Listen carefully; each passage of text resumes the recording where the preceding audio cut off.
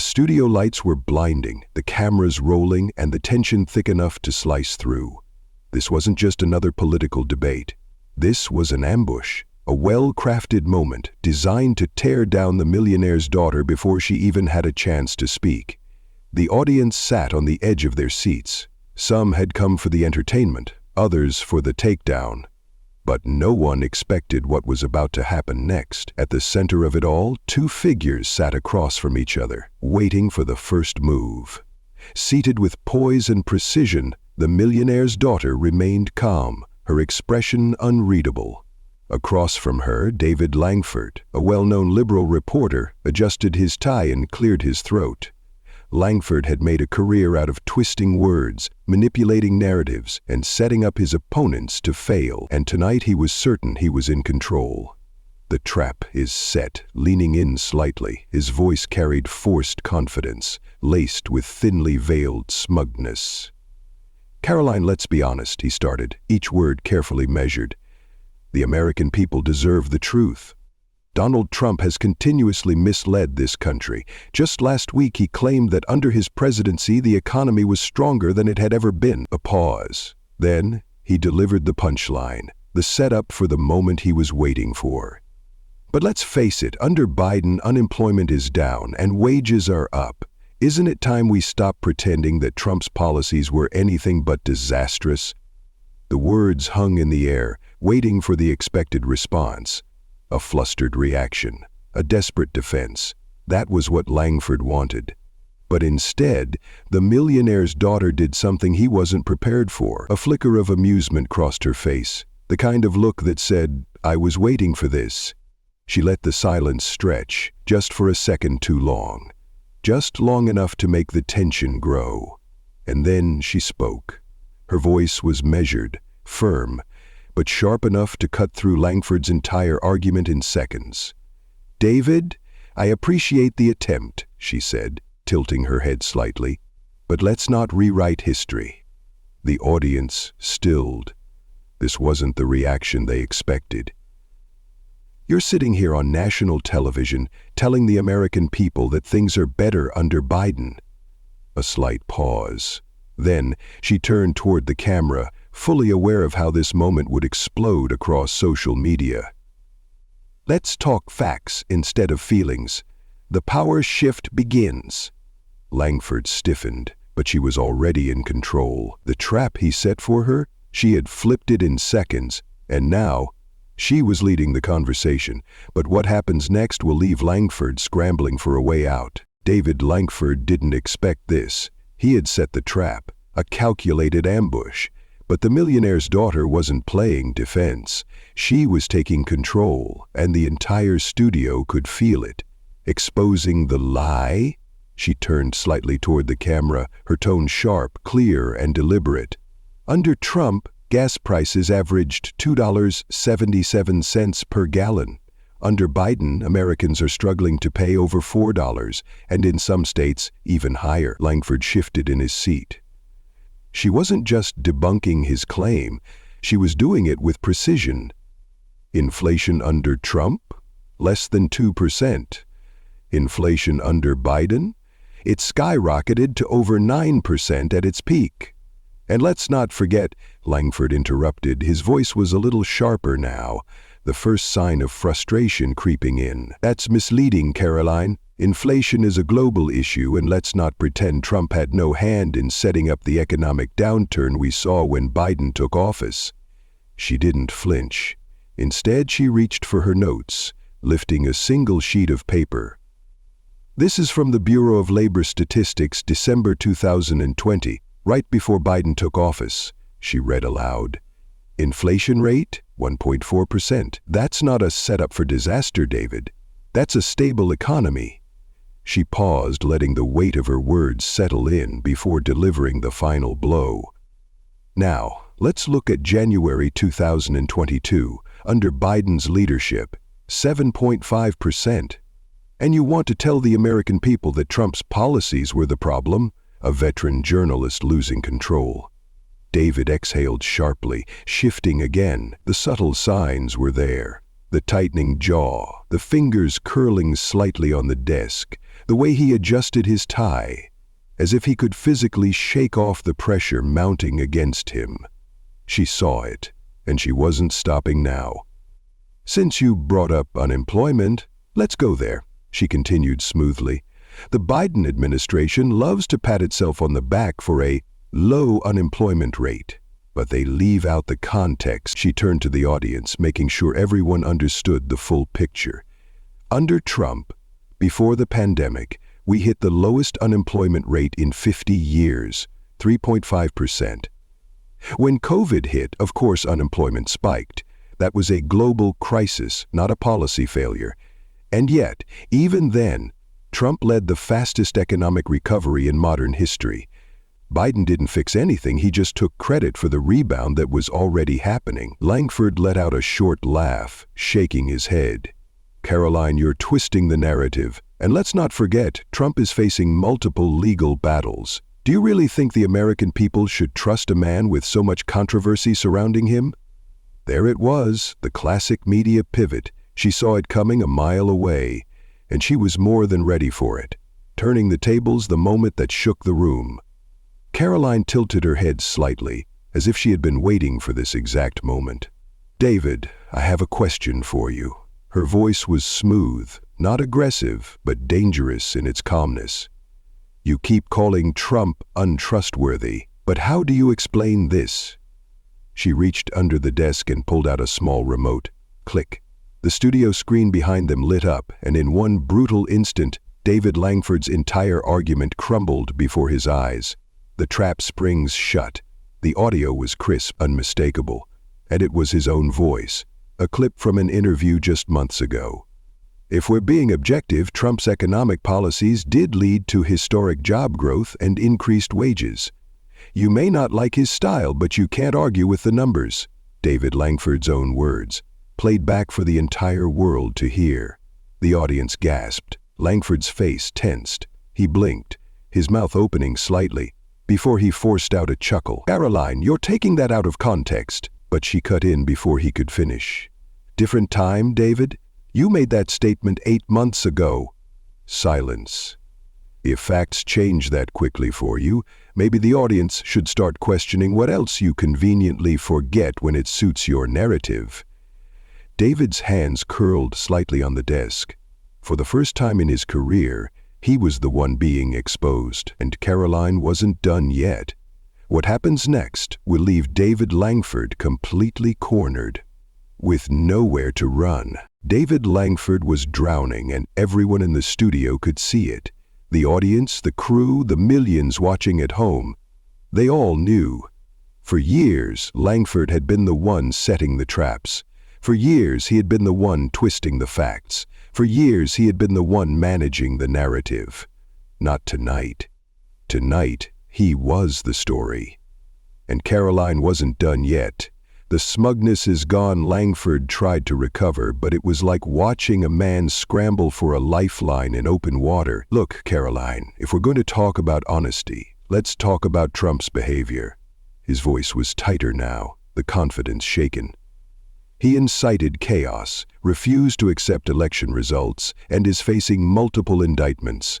Are we supposed to just ignore all of that?" Karoline exhaled, tilting her head slightly, the way a chess player does when they know checkmate is inevitable. "Let's be clear on something, David." Her tone was calm, steady, but razor sharp. Trump questioned the results of the 2020 election. So did Hillary Clinton in 2016. So did Stacey Abrams in Georgia. A few murmurs rippled through the audience. The difference? When Democrats question election results, it's called protecting democracy. When Republicans do it, it's a threat to democracy.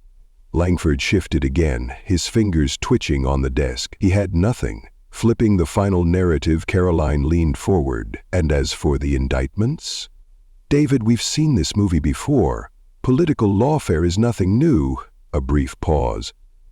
"But let's pretend, just for a second, that Trump is as guilty as you want people to believe."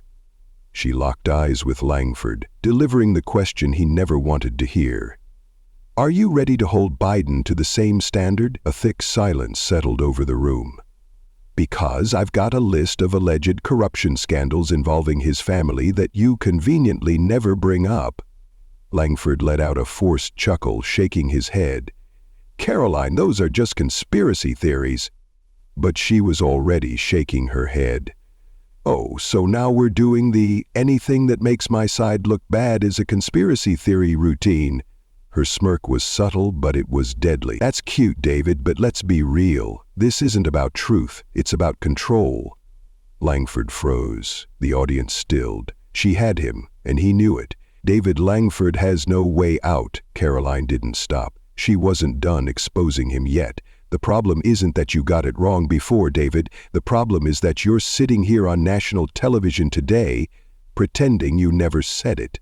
Langford exhaled through his nose, his jaw tight. Karoline, you're oversimplifying. No, David, she interrupted smoothly. I'm keeping it simple so everyone watching can see it. A few chuckles rippled through the audience. Langford's face hardened. But Karoline wasn't done yet. And what she does next will completely destroy his credibility. Permanently. David Langford sat frozen, his usual air of authority shattered. The silence in the studio was no longer tense.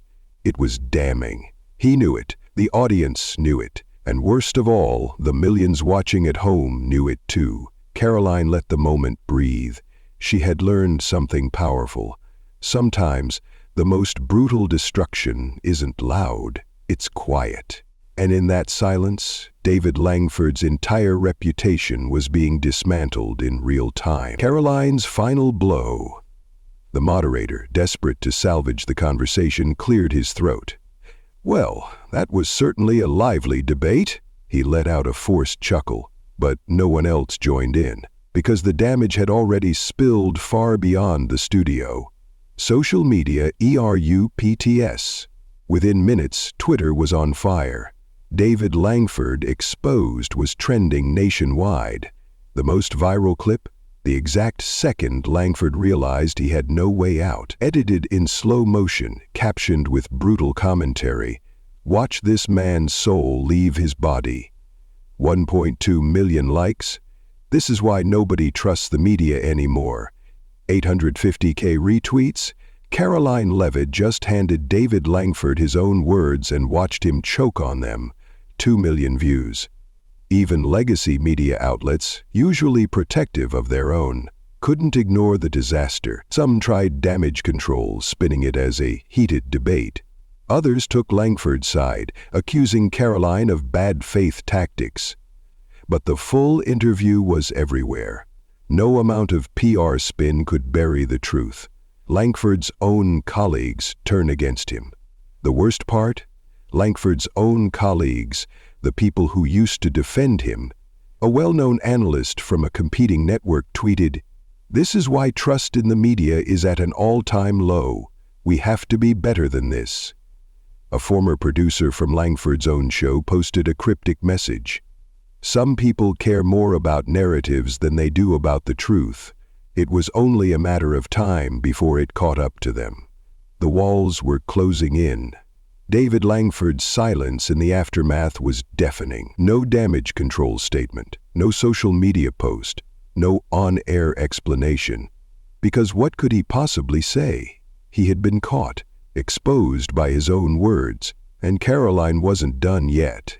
The final moment. Karoline's parting message. David Langford sat stiff, his usual smugness gone. The audience wasn't laughing anymore. Karoline, still composed, let out a slow exhale. Like this had been nothing more than a routine fact. She turned toward the camera, her voice steady. To everyone watching at home, this is why independent thinking matters. This is why questioning narratives matters. Because when the media picks and chooses which truths to tell, it's not just bias, it's manipulation. She leaned back, letting her words settle. The studio was silent. David Langford sat there, humiliated, exposed, and the world was watching. The aftermath. A career in freefall. Langford's network goes silent for the first time. Langford's own network didn't defend him. No segment replaying the interview, no panel discussion salvaging his reputation, no damage control. Because even they knew this wasn't just a bad interview, this was a career-ending disaster. Langford refuses to appear on air. The network tried to schedule Langford for a follow-up interview to clear the air. He refused. For a man who built his career on controlling the narrative, his silence spoke louder than words. Producers began re-evaluating his future. By the end of the week, media insiders were whispering, "Is Langford done?" Producers are reconsidering his contract renewal. He might take a temporary leave to let things cool off. But everyone knew the truth. This wasn't something you could just let cool off. David Langford had been exposed permanently. And Karoline? She was just getting started. Karoline's rise, the voice. People were waiting, for Karoline's phone starts ringing. She wasn't just trending, she was booked. More networks reached out for interviews, podcast invites flooded in. Even mainstream journalists who didn't always agree with her couldn't ignore what she had done. She hadn't just won a debate, she had exposed an entire system. The lesson that shook the media people were tired. Tired of media manipulation, tired of double standards, tired of being told what to think, only for the narrative to change when it was convenient. Karoline's moment wasn't just a debate victory. It was a wake-up call, a reminder that truth still matters, and when the media tries to rewrite history in real time, people notice. Karoline's final words. As she sat in her car watching the headlines flood in, she smiled. Not because of some personal victory, but because of what it represented. People weren't just listening, they were questioning. And in a world where narratives are controlled, asking the right questions is the most powerful thing you can do. What can you do if you believe in truth over spin? If you believe in facts over feelings? If you're tired of being manipulated, stay informed, stay skeptical, and most importantly, stay engaged. Because this is just the beginning. Like, share, subscribe, because some moments deserve to be remembered.